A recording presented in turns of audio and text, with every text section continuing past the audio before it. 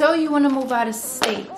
Well, you came to the right place. From someone that moved from Maryland to Dallas at my own place out of state for the first time, I have enough knowledge with it being 2 years since I did that to tell you guys what you may or may not want when you move out of state and get your first apartment.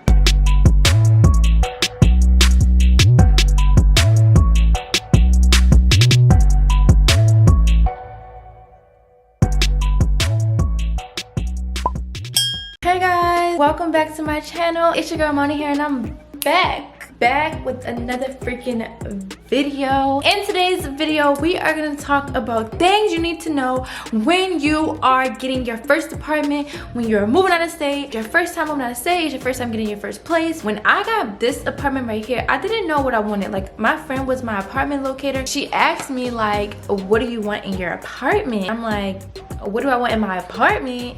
I don't know. Like, I didn't understand what it meant. Now, one of the first things being, when I first got my apartment, I didn't realize how much elevators and steps are different.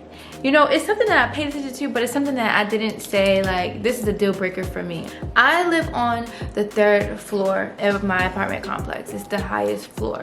And I do not have any elevators in my apartment. So every single day and every single time I walk my dog, I have to walk down 3 flights of stairs. Hold on, 1, 2, 3. 3 flights of stairs. It's honestly annoying. Like, I hate it. So I know that in my next apartment, the apartment complex has to have elevators. I have a dog, so when I walk my dog, I have to go up and down those steps 10 times a day, and it's annoying. When I go to the grocery store and I have a lot of bags, I have to go up and down those steps, and I have to, you know, take all my groceries upstairs. And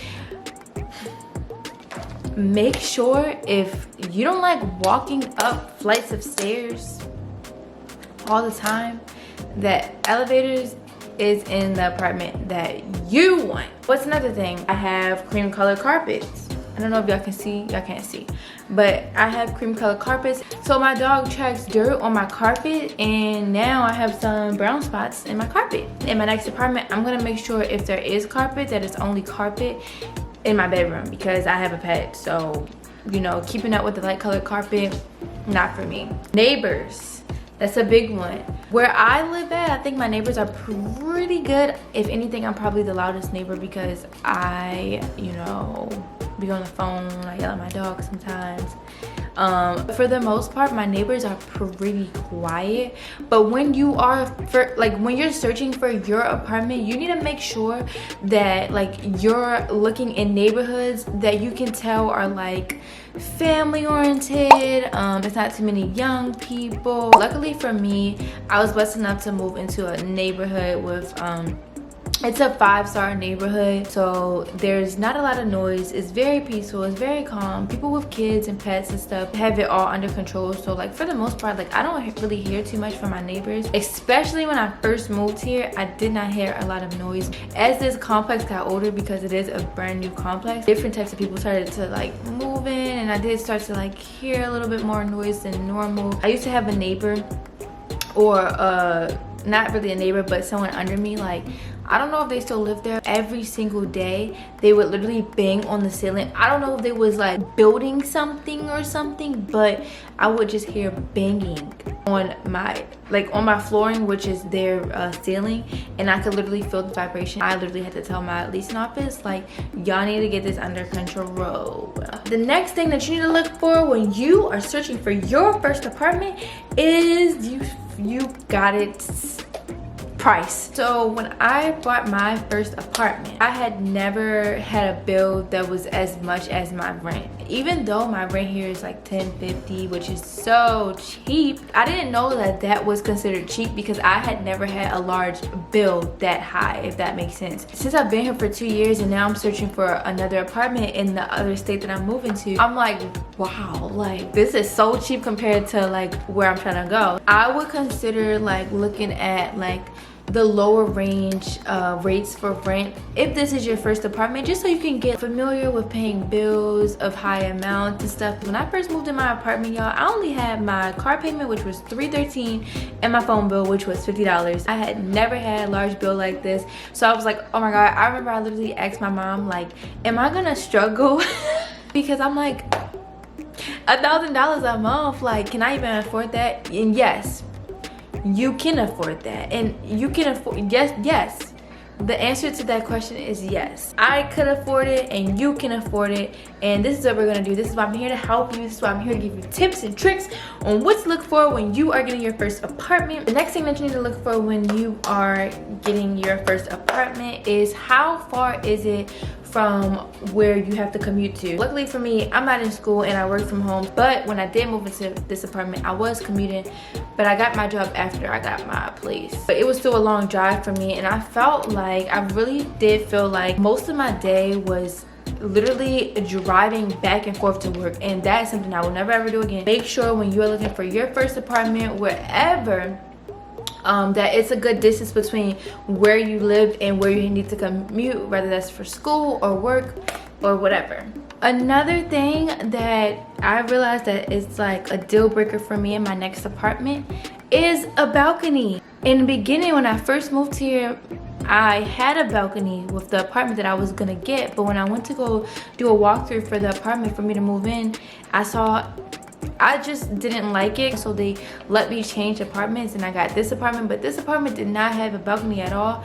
But now, because I'm so in tune with nature, and nature is like a refresher for me, like a healer for me, I absolutely have to have a balcony, especially with a dog. I need a balcony. Another thing that is like a deal breaker for me is parking. So my apartment complex has on-site parking, but I know in like busier cities, there's not always on-site parking. So if that is the case, then I would advise you to make sure that that apartment has a garage or has some sort of dedicated parking for the tenants, because if not, you don't want to be coming home late at night trying to find a parking spot and then having to walk to your apartment building, especially if you're a young woman. Like, these are things that you want to make sure you pay attention to before you move into your apartment and as you're touring for apartments, because as time go on, once you move in, yeah, it's like, it's exciting and it's fun and da-da-da-da, but once you move into your apartment and time goes on, it's gonna be like those like aggy things that's just like, oh my god, like, this is so annoying. Because that's how I am now. I don't have a balcony, and I'm just like, oh my god, it's so annoying. The stairs in my apartment that I have to walk up and down every single time I come home is so aggy to me. So now I'm like, okay, I gotta make sure that I pay attention to this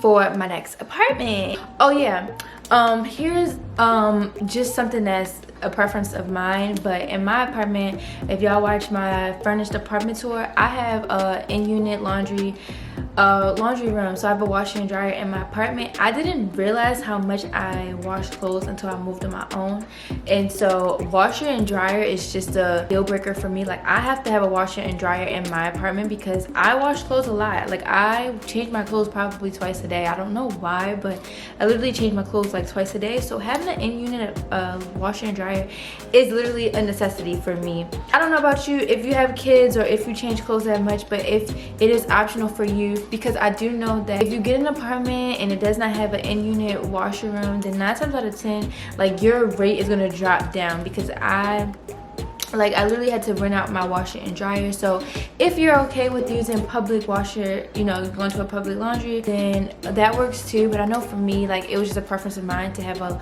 washer and dryer in my apartment. And yeah, that is pretty much it. Those are all the things that I look for, and since I've moved on my own, I know to look for my next apartment.